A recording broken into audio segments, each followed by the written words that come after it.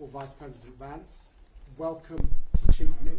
It's great to be here. Welcome to Kent at the beginning of your vacation here in the UK. I know that you will be spending some time in the wonderful Cotswolds and the glorious Scotland. That's right.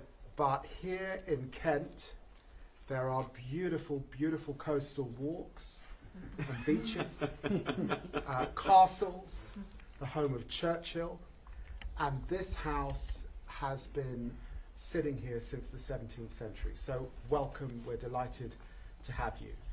And in a sense, this is an indication of the long-standing bonds that exist between our two countries.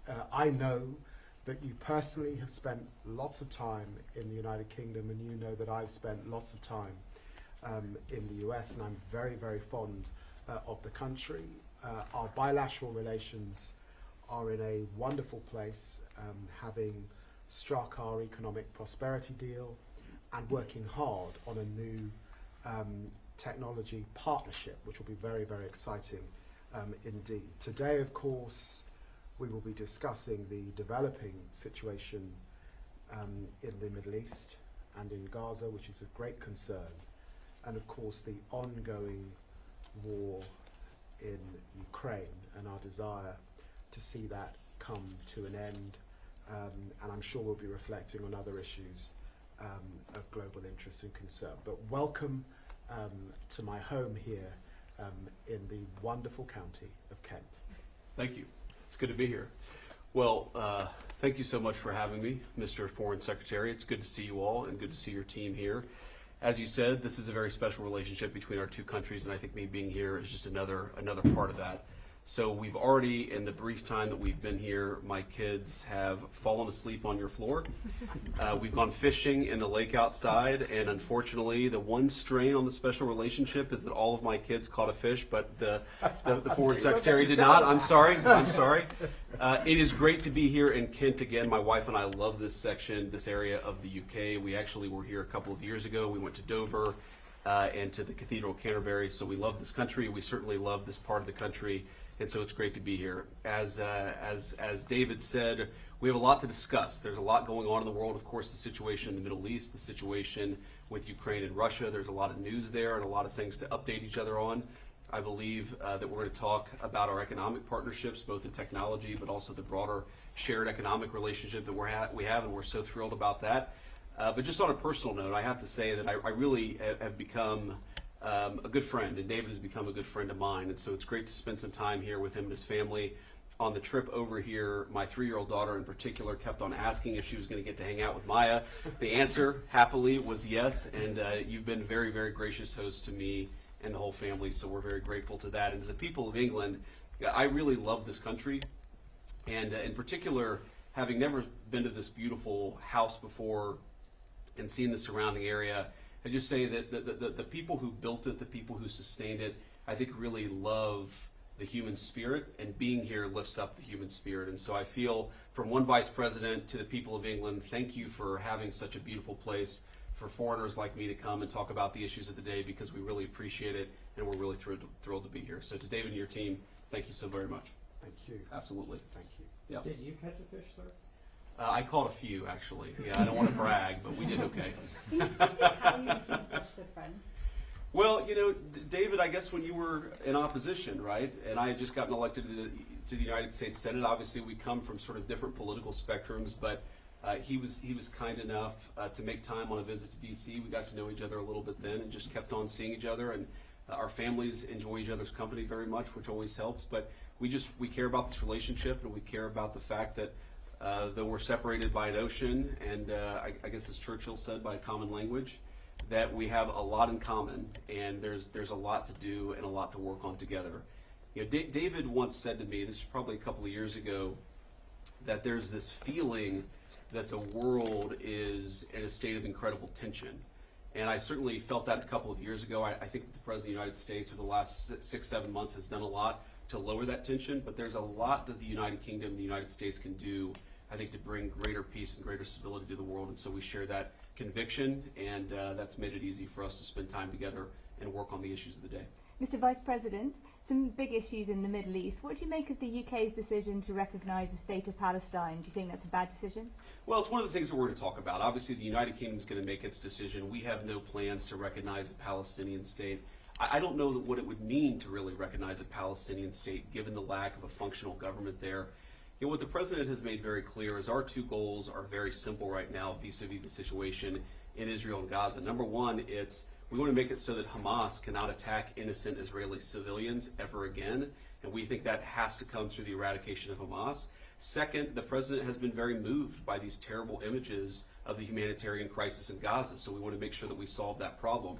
I think all of us can work on how to solve that problem. Obviously, it's not an easy problem to solve, or it would have already been dealt with, but we share, I think, that focus and that goal. We may have some disagreements about how exactly to accomplish that goal, and we'll talk about that today. Mr. Vice President, what do you make of President Trump's comments last week about you the likely front runner in the 2028 race? I don't want to talk about lowly things like politics in this grand house. Come on.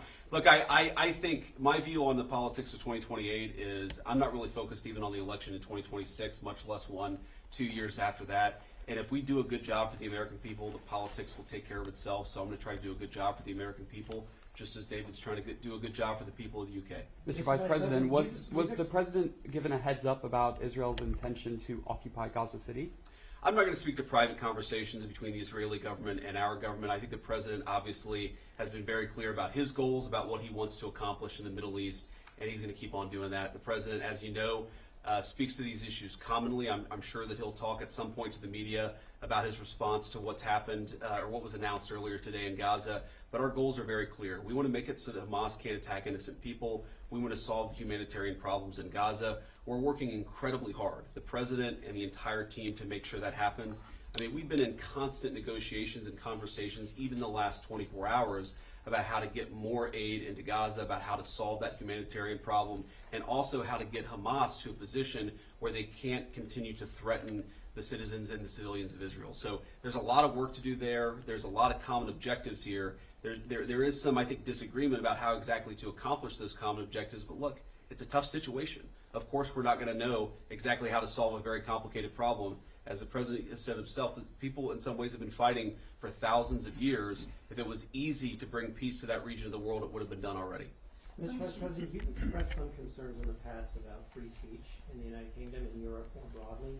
Do you bring any kind of a message to the Foreign Secretary today on that subject? Well, I'd say I've raised concerns about free speech in the United States of America. I think the entire collective West, the transatlantic relationship, our NATO allies, certainly the United States under the Biden administration, got a little too comfortable with censoring rather than engaging with a diverse array of opinions. So that's been my view. Obviously, I've raised some criticism and concerns about our friends on this side of the Atlantic, but the thing that I'd say to the people of England or to anybody else, to David, is many of the things that I worry most about were happening in the United States from 2020 to 2024. I just don't want other countries to follow us down what I think was a very dark path under the Biden administration. So in the spirit of having a good conversation and recognizing the Secretary has a lot of things to do, unless you want to say anything else.